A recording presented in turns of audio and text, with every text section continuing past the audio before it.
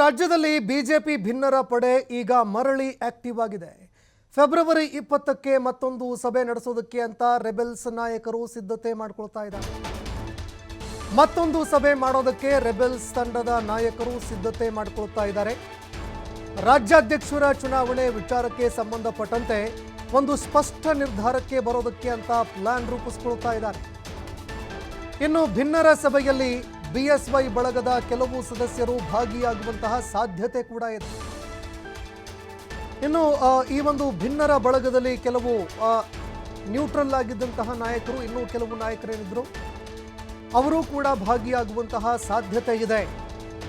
ಇನ್ನು ತಮ್ಮ ಬಳಗ ಏನಿತ್ತು ಅದನ್ನು ವಿಸ್ತರಣೆ ಮಾಡಿಕೊಳ್ಳೋದಕ್ಕೆ ಅಂತ ರೆಬೆಲ್ ಟೀಮ್ ಈಗ ಮುಂದಾಗ್ತಾ ಇದೆ.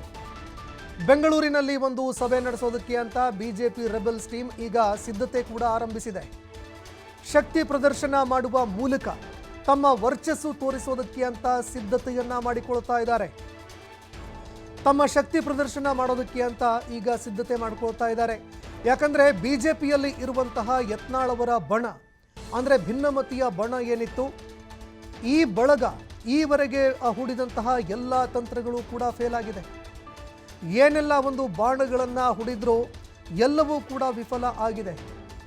ಯಾವುದೂ ಕೂಡ ಪ್ರಬಲವಾಗಿ ಇಲ್ಲಿ ಕಂಡು ಬರಲೇ ಇಲ್ಲ. ಆದರೆ ಈಗ ಕೊನೆಯ ದಾಳ ಉರುಳಿಸೋದಕ್ಕೆ ಅಂತ ಈಗ ಭಿನ್ನರ ಪಡೆ ಮುಂದಾಗ್ತಾ ಇದೆ. ಇದೇ ಕಾರಣಕ್ಕಾಗಿ ಈಗ ನಾವು ಯಾರ್ಯಾರು ಬಿಜೆಪಿ ತಂಡದಲ್ಲಿ ಇಲ್ಲ, ನಾವು ಯಾವುದೇ ತಂಡಕ್ಕೂ ಸೇರಿಲ್ಲ, ನಾವು ನ್ಯೂಟ್ರಲಿಸ್ಟ್ ಬಣ ಅಂತ ಏನು ಹೇಳ್ತಾ ಇದ್ರು, ಅಂದರೆ ಹಿರಿಯ ನಾಯಕರೇನು ಹೇಳ್ತಾ ಇದ್ರು, ಅವರನ್ನು ಕೂಡ ತಮ್ಮ ಬಣಕ್ಕೆ ಸೇರಿಸ್ಕೊಳ್ಳೋದಕ್ಕೆ ಅಂತ ಈಗ ಯತ್ನಾಳ್ ಅವರ ಟೀಮ್ ಮುಂದಾಗ್ತಾ ಇದೆ. ಯಾಕಂದರೆ ಬಿಜೆಪಿ ರಾಜ್ಯಾಧ್ಯಕ್ಷರ ಒಂದು ಚುನಾವಣೆ ಸಂದರ್ಭದಲ್ಲಿ ತಮ್ಮ ಅಭ್ಯರ್ಥಿಯನ್ನು ಗೆಲ್ಲಿಸೋದಕ್ಕೆ ಅಂತ, ಅದೇ ರೀತಿಯಾಗಿ ತಮ್ಮ ಶಕ್ತಿ ಪ್ರದರ್ಶನ ಮಾಡೋದಕ್ಕೆ ಯತ್ನಾಳ್ ಅವರಿಗೆ ಕೊನೆಯ ಅವಕಾಶ. ಒಂದು ವೇಳೆ ಏನಾದರೂ BY ವಿಜಯೇಂದ್ರ ಅವರು ಗೆಲುವು ಸಾಧಿಸಿದ್ದೇ ಆದರೆ, ಮತ್ತೆ ಏನಾದರೂ ಬಿಜೆಪಿ ರಾಜ್ಯಾಧ್ಯಕ್ಷರಾಗಿ ಅವರು ಏನಾದರೂ ಆಯ್ಕೆಯಾಗಿದ್ದೇ ಆದರೆ, ಬಸನಗೌಡ ಪಾಟೀಲ್ ಯತ್ನಾಳ್ ಅವರ ಬಣ ಈವರೆಗೆ ಏನು ಮಾಡ್ತಾ ಇತ್ತು ಆರೋಪ, ಈವರೆಗೆ ತಾವೂ ಕೂಡ ಪ್ರಬಲರಾಗಿದ್ದೀವಿ ಅನ್ನುವಂತಹ ಮಾತನ್ನು ಏನು ಹೇಳ್ತಾ ಇದ್ರು, ಅದೆಲ್ಲವೂ ಕೂಡ ಫೇಲ್ ಆಗುತ್ತೆ. ಎಲ್ಲದಕ್ಕೂ ಕೂಡ ಫುಲ್ ಸ್ಟಾಪ್ ಬೀಳುತ್ತೆ. ಅದೇ ಕಾರಣಕ್ಕಾಗಿ ಈಗ ತಮ್ಮ ಶಕ್ತಿ ಪ್ರದರ್ಶನ ಮಾಡೋದಕ್ಕೆ ಅಂತ ಎಲ್ಲ ರೀತಿಯಾದಂತಹ ಸಿದ್ಧತೆಗಳನ್ನು ಮಾಡಿಕೊಳ್ತಾ ಇದ್ದಾರೆ. ಇನ್ನು ಇದು ಎಷ್ಟರ ಮಟ್ಟಿಗೆ ಪ್ರಭಾವ ಬೀರುತ್ತೆ, ಅದೇ ರೀತಿಯಾಗಿ BY ವಿಜಯೇಂದ್ರ ಅವರ ವಿರುದ್ಧ ರಾಜ್ಯಾಧ್ಯಕ್ಷರ ಚುನಾವಣೆಯಲ್ಲಿ ಎಷ್ಟರ ಮಟ್ಟಿಗೆ ಸಕ್ಸಸ್ಫುಲ್ ಆಗ್ತಾರೆ ಅನ್ನುವಂಥದ್ದನ್ನು ಕೂಡ ಕಾದು ನೋಡಬೇಕಾಗತ್ತೆ.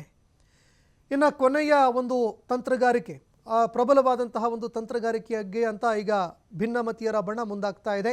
ಇದೇ ಕಾರಣಕ್ಕಾಗಿ ಮತ್ತೊಂದು ಸುತ್ತಿನ ಸಭೆಯನ್ನು ಕೂಡ ಆಯೋಜನೆ ಮಾಡಲಾಗ್ತಾ ಇದೆ. ಬೆಂಗಳೂರಿನಲ್ಲಿ ಈ ಒಂದು ಸಭೆ ಆಯೋಜನೆ ಮಾಡೋದಕ್ಕೆ ಅಂತ ನಿರ್ಧಾರ ಮಾಡಿದ್ದಾರೆ. ಸಭೆಯಲ್ಲಿ ಏನೆಲ್ಲ ಚರ್ಚೆ ಆಗುತ್ತೆ, ಅದೇ ರೀತಿಯಾಗಿ ತಮ್ಮ ಬಲ ಪ್ರದರ್ಶನ ಮಾಡಿಕೊಳ್ಳುವಲ್ಲಿ ಯಶಸ್ವಿ ಆಗ್ತಾರಾ, ಅದನ್ನು ಕೂಡ ಕಾದು ನೋಡಬೇಕಾಗುತ್ತೆ.